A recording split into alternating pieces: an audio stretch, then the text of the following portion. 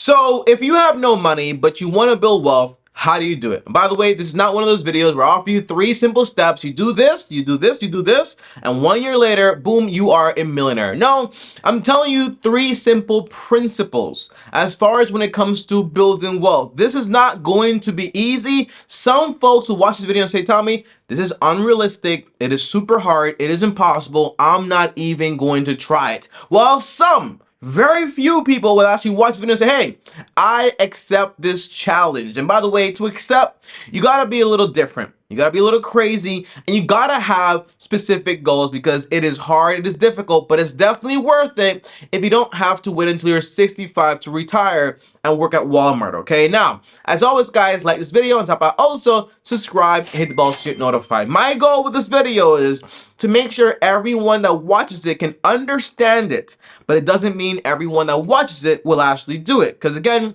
it is hard. Now, the very first thing that's going to determine whether you get wealthy or not, and you actually want to start doing right now, is you want to adjust your savings rate. What I mean is, in simple terminology, is basically you want to save more money. Now, to be specific, I mean you want to save half your income or at least 30% of your income every single time you get paid. Tommy, that sounds crazy. How do I save half my income if I make $25,000? If I make $40,000? The answer is, as it sounds. You have to learn to make 25K to live on $12,500. Make 40K to live on $20,000. Now, why would you do this? How do you do this? The answer is, I recommend you start using the baseline budget. Now, what this means is, by the way, it's pretty obvious. The more money you're able to save, the more money you're able to invest. The less money you need to live, the less money you actually need for retirement. Thus,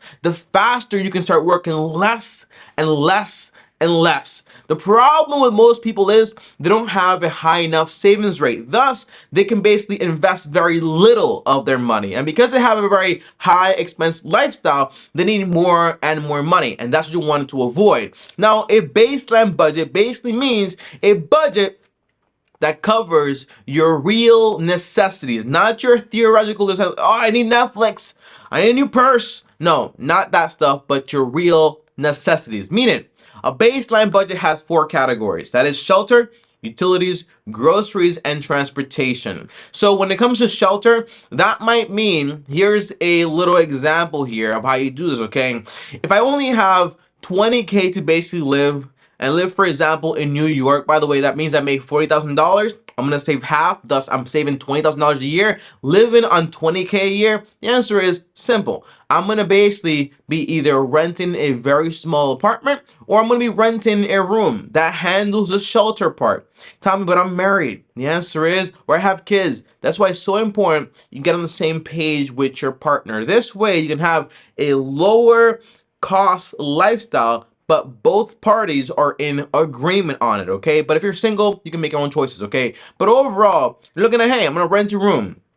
Utilities, I'm cutting out all the bills. If I need a phone bill, I'm gonna do a $15 a month like plan or whatever. For groceries, I'm not gonna be going out to eat. I'm gonna be shopping basically and meal prepping. For transportation, I'm gonna get a bike or I'm gonna get a beater car. $1,000, $2,000, but Tommy, it's gonna be expensive in the long term. No, spending $30,000 in a car is gonna be expensive today, so you don't want to do that, okay? But that's the idea. You gotta figure out exactly how you can live on half your income, or at least 30% you actually want to save. That is the overall idea. Don't worry, later on in this video, I'll tell you exactly what to do with those savings. Now, automatically, I think I just lost half the audience just by saying, hey, you want to save half your money or basically at least a third of your income, because that's hard to do, but it's not impossible just because most people are not willing to actually do it. Number 2 is you want to go ahead and you want to start basically getting out of debt and choosing not to get back in debt. Now, debt is going to usually cause 3 things. First of all, it causes stress, meaning, hey, you ever seen those movies or videos or just real people where basically they're looking over their statements and they're on the table and they're like, I cannot believe, like, how do I pay this off? It's like impossible. Like, that's real life. It is stressful. On top of that, it causes bondage, meaning, for example, The only way to service your debts, meaning pay your debts, is via having income. Now, if you have a job you hate, guess what? You're forced into keep working that job because you need to pay your debts. You need to pay your bills. If you don't pay your bills, you usually get kicked out or you start getting crazy late payment or penalties and all this other stuff. Okay, so it forces bondage. It forces you to stay somewhere you don't want to be. It takes away from your liberty. And those that basically, I think there's this quote, I don't know who said it, those that want to choose between liberty and freedom don't deserve either. I don't know who said that, but it's such a powerful, powerful quote. Now, third, it also promotes a lot of bad habits. Meaning, for example, a lot of the times, if you're willing to use debt or able to use debt, most people go ahead and say, although I can't buy this car, I'm going to buy it anyways because I can afford the payments. Although I can't buy these clothes, I'm going to buy them anyways, okay?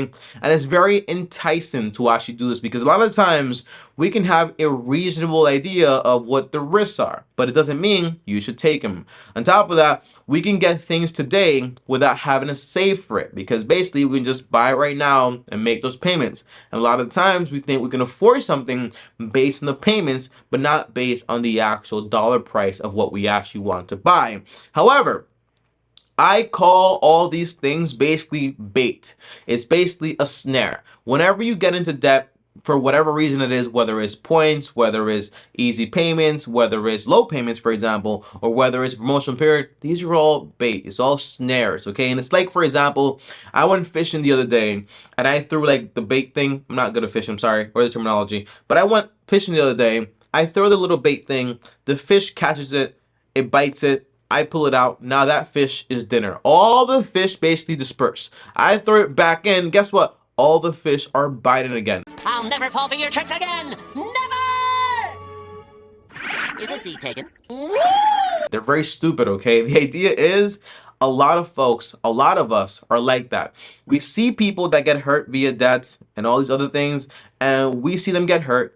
And then for a second, we're like, okay, maybe I'm not going to do that. But then we go right back into getting in debt. But when you see someone that basically has no debt, what do they have? Freedom. They don't have the bondage anymore. They have less stress because no one is completely stress-free. And on top of that, they're able to basically make choices whether they can afford something based on their cash, they can pay cash for it, or if they can't, they just basically wait and save. Now, how do you get out of debt? The answer is very simple. You want to do three things, okay? First, you want to basically call the people you owe money to, whether it's credit cards or loan companies, whoever it is, and you want to tell them, hey, I want a reduction in interest. To do this, you're going to have to tell them about another offer you got at a lower interest rate. This motivates them because by themselves, not just going to help you out. So you tell them, for example, I heard about a balance transfer credit card. By the way, I have videos on this stuff. And you motivate them via that way to lower the interest rates. Then you pay off the debt using, for example, the avalanche method or the snowball method. Look it up with my name on YouTube. You'll find it.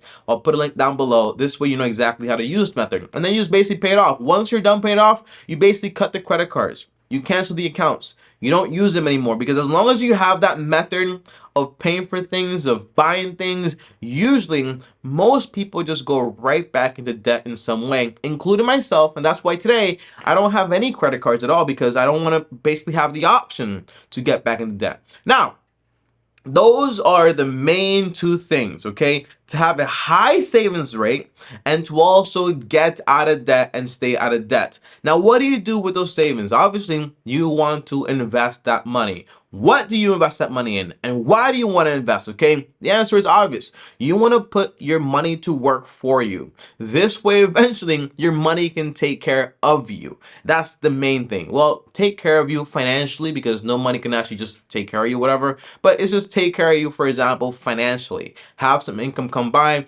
without you having to continually keep working. So what would you invest into? I'll tell you what I invest into, and this way you can have a better picture. Now, here's what I invest into exactly.